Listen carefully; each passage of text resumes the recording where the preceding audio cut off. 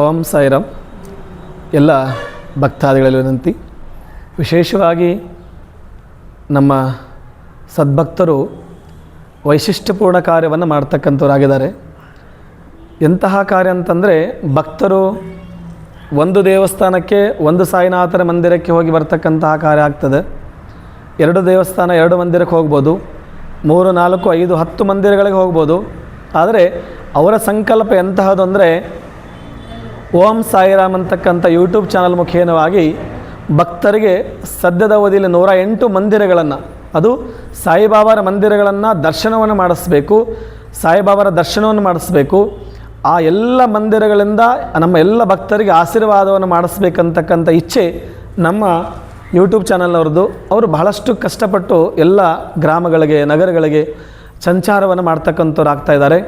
ಅದು ಪ್ರಾರಂಭ ಆಗಿರ್ತಕ್ಕಂಥದ್ದು ಹಾವೇರಿ ಜಿಲ್ಲೆಯ ಹಾನಗಲ್ ತಾಲೂಕಿನ ಅಕ್ಕಿಆಲೂರಿನ ಸಾಯಿ ಆಶ್ರಮದಿಂದ, ಸಾಯಿಬಾಬಾರ ಸನ್ನಿಧಾನದಿಂದ ಅಂತಕ್ಕಂಥದ್ದು. ಇಲ್ಲಿನಿಂದ ಪ್ರಾರಂಭವಾಗಿ ಈ ನಂತರದಲ್ಲಿ 108 ಮಂದಿರಗಳಿಗೆ ನಮ್ಮ ಸಾಯಿರಾಮ್ ಯೂಟ್ಯೂಬ್ ಚಾನಲ್ ದರ್ಶನವನ್ನು ಕೊಡ್ತದೆ. ಅಲ್ಲಿ ಬಂದು ಅಲ್ಲಿ ಎಲ್ಲ ವಿಚಾರವನ್ನು ತಿಳ್ಕೊಂಡು, ಅಲ್ಲಿ ಎಲ್ಲ ವಿಮರ್ಶೆಯನ್ನು ತಗೊಂಡು ಭಕ್ತರಿಗೆ ನೀಡ್ತಕ್ಕಂಥ ಕೆಲಸ ಆಗ್ತದೆ.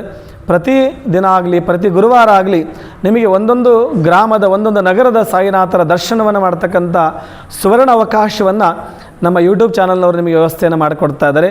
ಅದು ನೀವೆಲ್ಲ ಸಬ್ಸ್ಕ್ರೈಬ್ ಮಾಡಬೇಕಾಗ್ತದೆ, ಎಲ್ಲರೂ ಲೈಕ್ ಕೊಡಬೇಕಾಗ್ತದೆ. ಓಂ ಸಾಯಿರಾಮ್ ಅಂತಕ್ಕಂತಹ ಒಂದು ಯೂಟ್ಯೂಬ್ ಚಾನಲನ್ನು ಓಪನ್ ಮಾಡಿಕೊಂಡು ಸಬ್ಸ್ಕ್ರೈಬ್ ಮಾಡ್ಕೊರಿ. ಎಲ್ಲರೂ ಸಹಿತ ವೀಕ್ಷಣೆಯನ್ನು ಮಾಡ್ತಕ್ಕಂಥವ್ರಾಗ್ರಿ ಅಂತಕ್ಕಂಥ ವಿಚಾರವನ್ನು ತಿಳಿಪಡಿಸಿ, ಮುಂದಿನ ವಿಷಯವಾಗಿ ನಿಮಗೆಲ್ಲ ಕೊಡೋದಾದರೆ, ಸಾಯಿನಾಥರ ಮಂದಿರದಲ್ಲಿ ಭಾಳಷ್ಟು ಜನರಿಗೆ ನಾವೆಲ್ಲ ಬಾವಿಯನ್ನು ತೋಡ್ತೀವಿ, ಕೃಷಿ ಕಾರ್ಯಕ್ಕೆ ಬೋರನ್ನು ಹೊಡಿಸ್ತೀವಿ. ಈ ಬೋರ್ ಹೊಡಿಸುವಾಗ ಭಾಳಷ್ಟು ಜನಕ್ಕೆ ಬೋರ್ ಹೊಡಿಸ್ತಕ್ಕಂಥ ಸಮಯದಲ್ಲಿ ನೀರು ಬೀಳೋದಿಲ್ಲ. ಆವಾಗ ನಮ್ಮ ರೈತರು ಭಾಳಷ್ಟು ಕುಸಿತಕ್ಕೊಳಗಾಗ್ತಾರೆ. ರೈತರು ಉದ್ಧಾರ ಆಗಬೇಕಂದ್ರೆ ಸರಿಯಾದ ನೀರು ಬೇಕು. ಅವರಿಗೆ ನೀರು ಸಿಗಲಿಲ್ಲ ಅಂದರೆ ರೈತರು ತಮ್ಮ ಕಾರ್ಯ ಮಾಡೋದು ಕಷ್ಟ ಆಗ್ತದೆ. ಹಾಗಾಗಿ ಅಂತಹ ರೈತರು ಉದ್ಧಾರಕ್ಕೋಸ್ಕರವಾಗಿ ಭಗವಂತ ವಿಶೇಷ ಆಶೀರ್ವಾದವನ್ನು ಕೊಡ್ತಾ ಇದ್ದಾನೆ. ನಮ್ಮ ಸಾಯಿನಾಥರ ಮಂದಿರದಲ್ಲಿ ಸುಮಾರು ಒಂದು 4 ವರ್ಷದ ಅವಧಿಯಲ್ಲಿ ಪ್ರತಿ ವರ್ಷವೂ ಸುಮಾರು 100 ಬೋರ್ವೆಲ್ಗಳನ್ನು, ನೀರುಗಳನ್ನು ಕೊಟ್ಟಿರ್ತಕ್ಕಂಥ ಇತಿಹಾಸಗಳನ್ನು ನೋಡ್ತೀವಿ. ನಮ್ಮ ಗ್ರಾಮದ ಒಬ್ಬ ಭಕ್ತರು 4-5 ಎಕರೆ ಹೊಲದಲ್ಲಿ ಸುಮಾರು 17 ಬೋರ್ಗಳನ್ನು ಹಾಕ್ಸಿದ್ರು. ಒಂದೂ ಸಹಿತ ನೀರು ಬಿದ್ದಿರಲಿಲ್ಲ. ಆ ವ್ಯಕ್ತಿಯ ಹೆಸರನ್ನು ಅವರು ಉಚ್ಚಾರ ಮಾಡೋದು ಬೇಡ ಅಂತ ಹೇಳಿರೋದ್ರಿಂದ 17 ಬೋರು ಫೇಲ್ ಆದಾಗ ಕೊನೆಗೊಂದು ಸದ್ಗುರು ಸಾಯಿನಾಥರ ಪ್ರತಿಷ್ಠಾಪನೆ ಆಗಬೇಕಾಗಿತ್ತು. ಇಲ್ಲಿ ಸಾಯಿಬಾಬಾರವರ ಉತ್ಸವ ಮೂರ್ತಿ ಇದೆ.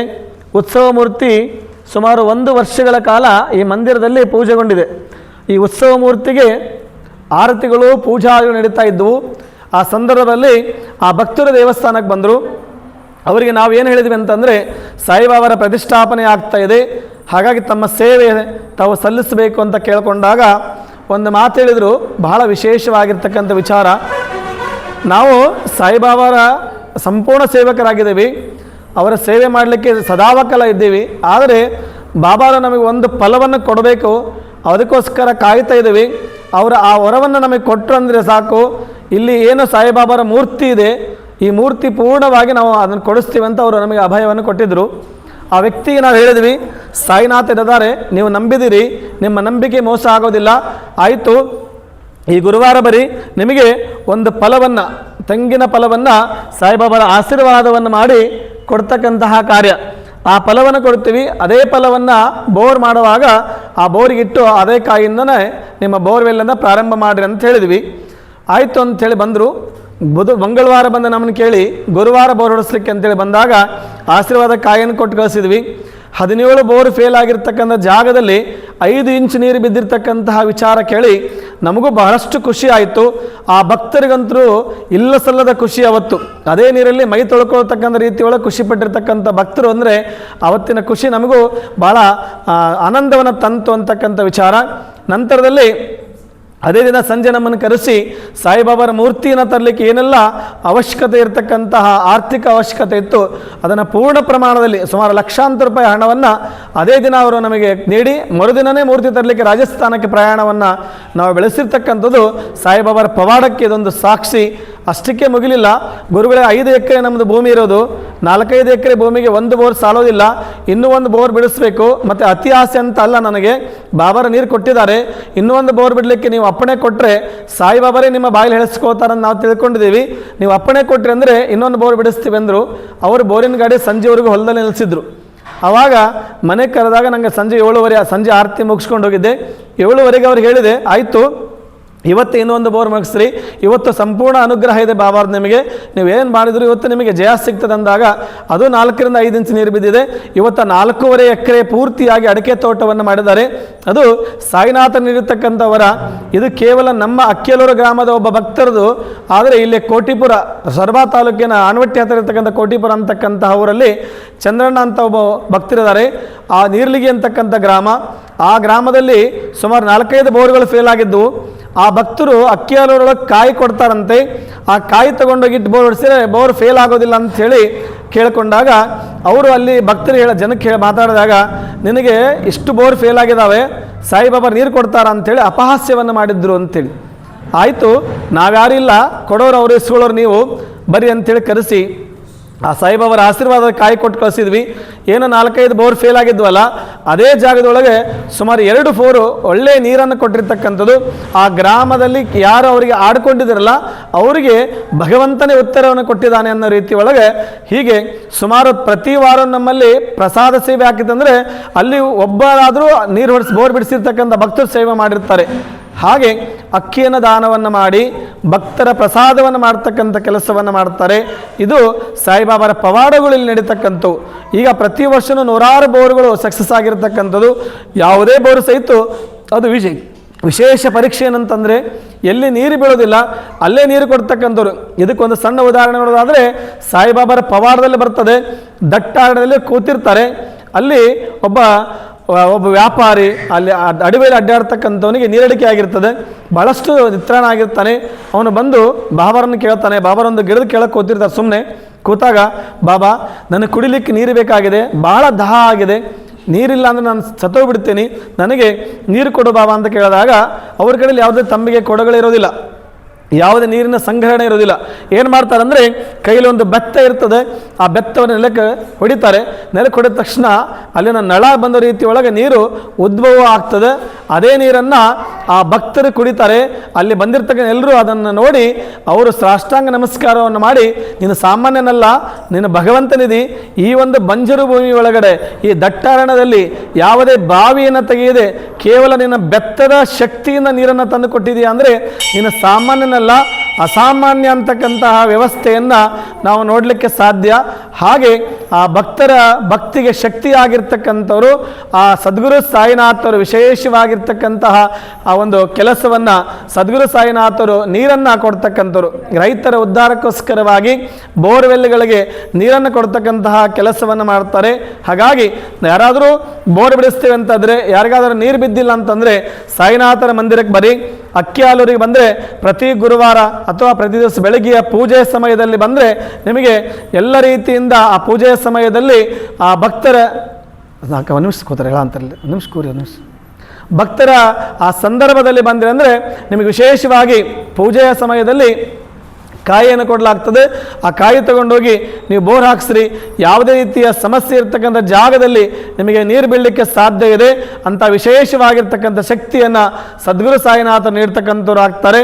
ಹಾಗಾಗಿ ಸಾಯಿಬಾಬಾ ಮಂದಿರದಲ್ಲಿ ಯಾರೆಲ್ಲ ಭಕ್ತಿಯ ಶಕ್ತಿಗೋಸ್ಕರ ಬರ್ತೀರಿ, ಸದಾವಕಾಲ ನಿಮಗೆ ಆ ವ್ಯವಸ್ಥೆ ಇರ್ತದೆ ಅಂತಕ್ಕಂಥ ವಿಚಾರ ತಿಳಿಬಡಿಸಿ. ಸಾಯಿಬಾಬಾ ವ್ರತದ ಬಗ್ಗೆ ನಾನು ಕೇಳ್ತಾ ಇದ್ದರು. ಭಾಳಷ್ಟು ಜನ ನಿಮ್ಮ ಯೂಟ್ಯೂಬಲ್ಲಿ ಸಹಿತ ಪ್ರಶ್ನೆ ಮಾಡ್ತಿರ್ತಾರೆ, ಹೇಗೆ ವ್ರತ ಮಾಡಬೇಕು, ವ್ರತ ಮಾಡ್ತಕ್ಕಂಥ ವಿಚಾರಗಳು ಹೇಗೆ ಅಂದರೆ, ಸಾಯಿಬಾಬಾರ ವ್ರತಕ್ಕೆ ಒಂದು ಪುಸ್ತಕ ಬರ್ತದೆ. ಸಾಯಿಬಾಬಾರ ವ್ರತದ ಒಂದು ವಿಶೇಷ ವ್ರತ ಪೂಜಾ ಪುಸ್ತಕ ಬರ್ತದೆ.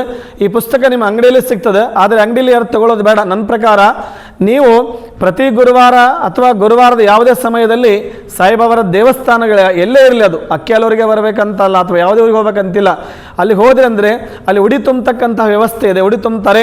ಉಡಿ ತುಂಬಿಸ್ಕೊಂಡು ನೀವು 10 ವಾರ, 9 ವಾರ, 16 ವಾರ, ನಿಮಗೆ ಎಷ್ಟು ಇಚ್ಛೆ ಇದೆ, 5 ವಾರ, ಹೀಗೆ ಇಷ್ಟು ವಾರಗಳ ಪರ್ಯಂತರವಾಗಿ ನಿಮ್ಮ ಭಕ್ತಿ ನಿಷ್ಠೆ ಶ್ರದ್ಧೆಯಿಂದ ಉಪವಾಸ ಕ್ರಮ ಆಗಿರ್ಬೋದು, ಉಪಹಾರ ಕ್ರಮ ಆಗಿರ್ಬೋದು, ಯಾವುದೇ ರೀತಿಯಲ್ಲಿ ನೀವು ಆ ಒಂದು ವ್ರತವನ್ನು ನಂಬಿಕೆ ಇಟ್ಟು ಶ್ರದ್ಧೆ ನಿಷ್ಠೆಯಿಂದ ಆ ವ್ರತವನ್ನು ಆಚರಣೆ ಮಾಡಿದ್ದಾಯಿತು ಅಂದರೆ ನಿಮ್ಮ ಕಷ್ಟಗಳಿಗೆ ಪರಿಹಾರವನ್ನು ಕೊಡಲಿಕ್ಕೆ ಈ ಒಂದು ಸಣ್ಣ ಹೊತ್ತಿಗೆ ಸಾಕು. ಅಷ್ಟು ಶಕ್ತಿ ಈ ಪುಸ್ತಕದಲ್ಲಿದೆ. ಈ ಪುಸ್ತಕವನ್ನು ಉಡಿತುಂಬತಕ್ಕಂಥ ಕಾರ್ಯ ನಮ್ಮ ಮಂದಿರದಲ್ಲಿದೆ. ಯಾವುದೇ ಸಮಯದಲ್ಲಿ ಭಕ್ತರು ಉಡಿತುಂಬತಕ್ಕಂಥವ್ರಿಲ್ಲ ಅಂದರೆ ದೇವಸ್ಥಾನದ ಪರವಾಗಿ ಹುಡಿಕೊಡಲಾಗ್ತದೆ. ಯಾವುದೇ ಇದಕ್ಕೆ ಉಚಿತವಾಗಿರ್ತದೆ, ಯಾವುದೇ ದುಡ್ಡು ತಗೊಳ್ಳೋದಿಲ್ಲ. ಪುಸ್ತಕವನ್ನು ಸಹಿತ ಉಚಿತವಾಗಿ ನಾವು ದೇವಸ್ಥಾನದಿಂದ ವ್ರತದ ಪುಸ್ತಕವನ್ನು ನೀಡಲಾಗ್ತದೆ ಅಂತಕ್ಕಂಥ ವಿಚಾರವನ್ನು ಸಹಿತ ಭಕ್ತರ ಗಮನಕ್ಕೆ ತರ್ತಾ ಇದ್ದೀವಿ. ತಾವೆಲ್ಲ ಬರ್ರಿ, ಸಾಯಿನಾಥರ ದರ್ಶನವನ್ನು ಮಾಡಿಕೊಳ್ಳ್ರಿ. ವಿಶೇಷವಾಗಿರ್ತಕ್ಕಂತಹ ವ್ರತವನ್ನು ನೀವು ಬೆಳಗ್ಗೆಯ ಸಮಯದಲ್ಲಿ ಮಾಡ್ಬೋದು. ಬೆಳಗ್ಗೆ ಪೂಜೆಯನ್ನು ಮಾಡಿಕೊಂಡು ಬಾಬಾರ ಮೂರ್ತಿ ಆಗಿರ್ಬೋದು, ಫೋಟೋ ಆಗಿರ್ಬೋದು, ಅದಕ್ಕೆ ಇಟ್ಟು ಪೂಜೆಯನ್ನು ಮಾಡಿ ವಿಶೇಷವಾಗಿ ಪ್ರಸಾದ ನೈವೇದ್ಯವನ್ನು ಮಾಡ್ತಕ್ಕಂಥದ್ದು, ಭಕ್ತರಿಗೆ ಪ್ರಸಾದ ಮಾಡ್ತಕ್ಕಂಥದ್ದು. ಕೊನೆಗೆ ಉದ್ಯಾಪನೆ ಅಂತ ಮಾಡಬೇಕು ಅಂದರೆ ನೀವು 5 ವಾರ ಮಾಡ್ತೀವಿ ಅಂತೇಳಿ ಸಂಕಲ್ಪವನ್ನು ಮಾಡಿಕೊಂಡ್ರೆ ಕೊನೆಯ 5ನೇ ವಾರ ಯಾವುದೇ ಸಮೀಪದ ಸಾಯಿ ಆಶ್ರಮಕ್ಕೆ, ಸಾಯಿ ಮಂದಿರಕ್ಕೆ ಹೋಗಿ ನಿಮಗೆ ಶಕ್ತಾನುಸಾರ ಅನ್ನದಾನವನ್ನು ಮಾಡಿ ಅಲ್ಲಿ ನೀವು ಎಷ್ಟು ವಾರ ಪೂಜೆಯನ್ನು ಮಾಡಿರ್ತೀರಿ ಅಷ್ಟು ಜನರಿಗೆ ಉಡಿಯನ್ನು ತುಂಬಿ ಅವರಿಗೆ ನೀವು ಮತ್ತು ಆ ಪೂಜೆಯ ಫಲ ಪ್ರಾಪ್ತಿ ಆಗೋ ರೀತಿ ಒಳಗೆ ಮಾಡಬೇಕು. ಆ ನಂತರದಲ್ಲಿ ನಿಮಗೆ ಆ ಪೂಜೆಯ ಪೂರ್ಣ ಫಲ ಸಿಗ್ತದೆ. 1 ವಾರ ಮಾಡಿಬಿಟ್ರೆ ಫಲ ಸಿಗೋದಿಲ್ಲ. ಕನಿಷ್ಠ 5 ವಾರ 9 ವಾರನಾದರೂ ಮಾಡಬೇಕು. 9 ವಾರ ಪೂಜೆ ಮಾಡಿರ್ತಕ್ಕಂಥವ್ರು 9 ಪುಸ್ತಕಗಳನ್ನು ಭಕ್ತರಿಗೆ ಉಡಿಯಾಗಿ ಅಡಕೆ ಎಲೆ ಮತ್ತು ಹೂವಾಗಿರ್ಬೋದು, ಮತ್ತು ಅಕ್ಷತೆ ಆಗಿರ್ಬೋದು, ಬಳೆ ಆಗಿರ್ಬೋದು, ಜೊತೆಗೆ ಒಂದು ಹೊತ್ತಿಗೆ ಒಂದು ಗ್ರಂಥ ಸಮೇತವಾಗಿ ಅವರಿಗೆ ಉಡಿ ತುಂಬಬೇಕು. ನಿಮಗೆ ನೂತನವಾಗಿ ಪುಸ್ತಕಗಳು ಬೇಕಂದರೆ ನಮ್ಮ ದೇವಸ್ಥಾನ ಕೆಳಗಡೆ ಕೌಂಟರಲ್ಲಿ ಪುಸ್ತಕ ದೊರೀತವೆ. ನೀವು ಒಂದೇ ಸಮಯದಲ್ಲಿ 100 ಪುಸ್ತಕವನ್ನು ಸ್ವೀಕರಿಸಿಕೊಳ್ಳಬಹುದು. ಅಷ್ಟು ಪುಸ್ತಕ ನಿಮಗೆ ಯೋಗ್ಯ ಬೆಲೆಯಲ್ಲಿ ನಮ್ಮ ಒಂದು ಕೌಂಟರಲ್ಲಿ ದೊರೀತವೆ. ತಾವು ಪಡಿತಕ್ಕಂಥವ್ರಾಗ್ಬೋದು. ಹಾಗೆ ಈ ವ್ರತಾಚರಣೆಯನ್ನು ಮಾಡಿದರೆ ಅಂದರೆ ನಿಮಗೆ ವ್ರತದ ಪೂರ್ಣಫಲ ಪ್ರಾಪ್ತಿ ಆಗ್ತದೆ ಅಂತಕ್ಕಂಥ ವಿಚಾರವನ್ನು ತಿಳಿಪಡಿಸಿ ತಮ್ಮೆಲ್ಲರಿಗೂ ಶುಭವನ್ನು ಕೋರ್ತಾ ಸರ್ವರ ಸಹಿತ ಸಾಯಿನಾಥರ ಆಶ್ರಮಕ್ಕೆ ಬರೀ, ಸಾಯಿಬಾಬರ ದರ್ಶನವನ್ನು ಮಾಡಿರಿ. ತಮ್ಮೆಲ್ಲರಿಗೂ ಸಹಿತ ಸಾಯಿಬಾಬರು ಸದಾ ರಕ್ಷಣೆಯನ್ನು ಕೊಡ್ತಾರೆ. ಯಾವುದೇ ಎಂತಹ ಕಷ್ಟ ಇದ್ರೂ ಸಹಿತ, ಎಂತಹ ಸಮಸ್ಯೆ ಇದ್ರೂ ಸಹಿತ ಆ ಸಮಸ್ಯೆಗೆ ಶೀಘ್ರದಲ್ಲಿ ಪರಿಹಾರ ಸಿಗಬೇಕಂದ್ರೆ ಅದು ಸಾಯಿನಾಥರಿಂದ ಮಾತ್ರ ಸಾಧ್ಯ. ಹಾಗಾಗಿ ಸಾಯಿಬಾಬರ ದರ್ಶನವನ್ನು ಮಾಡಿಕೊಂಡು ನಿಮ್ಮೆಲ್ಲ ಕಷ್ಟ ಕಾರ್ಪಣ್ಯವನ್ನು ಅವರು ಉಡಿಗೆ ಹಾಕ್ರಿ. ಅವರು ನಿಮಗೆ ಸುಖ ಶಾಂತಿ ನೆಮ್ಮದಿಯನ್ನು ಕೊಡ್ತಾರೆ, ನಿಮ್ಮ ಕಷ್ಟವನ್ನು ಸ್ವೀಕರಿಸ್ತಾರೆ ಅಂತಕ್ಕಂಥ ವಿಚಾರ ತಿಳಿಪಡಿಸಿ ಇವತ್ತಿನ ಈ ಸಂಚಿಕೆಗೆ ವಿರಾಮ ಕೊಡ್ತಿದ್ದೀವಿ. ಓಂ ಸಾಯಿರಾಮ್.